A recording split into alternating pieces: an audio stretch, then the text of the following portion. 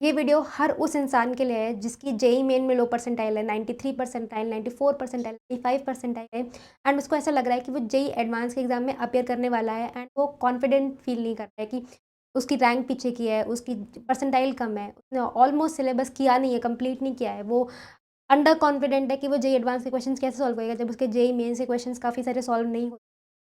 But इसमें ना एक बहुत अच्छा पॉइंट ये है कि जेईई एडवांस में कट ऑफ क्लियर करना टफ नहीं होता है एंड जेईई एडवांस में आपको बहुत सारे मार्क्स नहीं लाने होते हैं एक सीट के लिए आईआईटी के, या फिर आपको ऐसा नहीं सोचना होता है कि जेईई एडवांस में आपसे मार्क्स नहीं होंगे। आप डेफिनेटली मार्क्स स्कोर कर लोगे एंड आप डेफिनेटली मेहनत तो करनी पड़ेगी।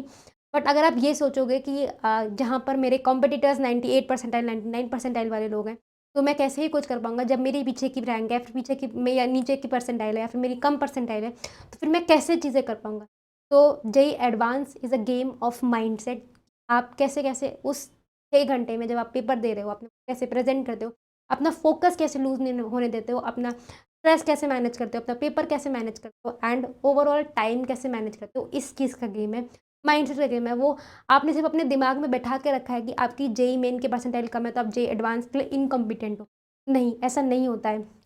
डेफ़िनेटली आपको मेहनत करनी पड़ेगी, डेफ़िनेटली ईज़ी नहीं होती है चीज़ें, बट इतनी भी टफ़ नहीं होती कि आप एक सीट नहीं ले पाओ या फिर आप जेईई एडवांस क्लियर ना कर पाओ। आप खुद सोचो ना कि अगर 97 परसेंटाइल से ऊपर वाले लोग ही जेईई एडवांस क्लियर कर पाते, तो आपको उन्होंने एलिजिबल ही क्यों किया है जेईई एडवांस के लिए? डेफ़िनेटली आप उस जेईई एडवांस एग्ज़ाम के लिए एलिजिबल हो, दैट मीन्स कि आप वो पावर रखते हो कि आप उसको क्लियर कर पाओ एंड हर साल 93, 94, 95 परसेंट वाले लोग क्लियर करते हैं, आईआईटी में सीट लेते हैं एंड डेफ़िनेटली ऐसा कहीं भी लिखा नहीं हुआ है कि आपकी अगर जेईई मेन में परसेंटाइल लो है, तो आपकी जेईई एडवांस की कट ऑफ क्लियर नहीं हो सकती या फिर आप जेईई एडवांस में अच्छी रैंक नहीं ला सकते हो।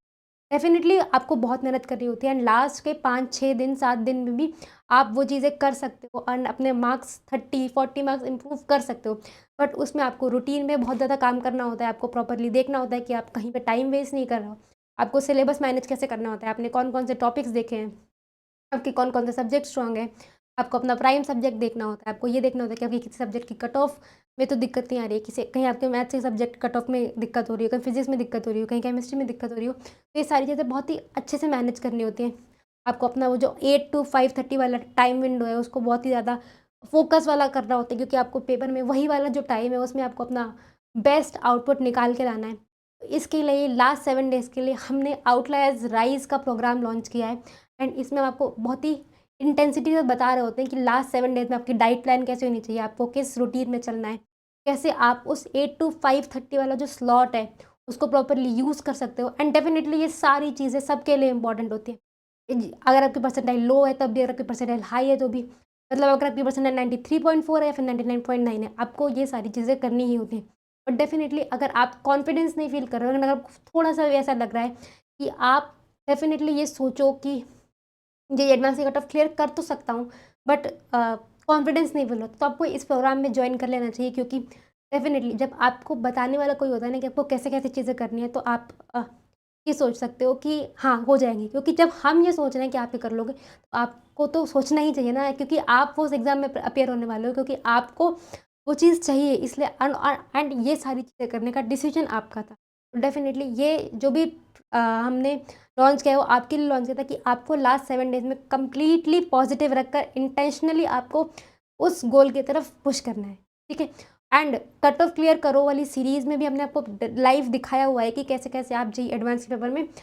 40 मार्क्स तक स्कोर कर सकते हो पेपर 1, पेपर 2 मिलाकर। तो डेफ़िनिटली उसको देख लेना एंड प्रॉपर्ली उससे बहुत ज़्यादा कॉन्फिडेंस बूस्ट होता है कि जेईई एडवांस में सारे क्वेश्चन टफ नहीं होते हैं एंड सब्जेक्ट कट ऑफ तो बहुत ही ईज़ी होती है। किसी पेपर में 10% मार्क्स सब्जेक्ट कट ऑफ होती है। तो डेफ़िनिटली 12 मार्क्स, 14 मार्क्स लाना टफ नहीं होता है। एक पेपर में भी 12-14 मार्क्स आ जाते हैं।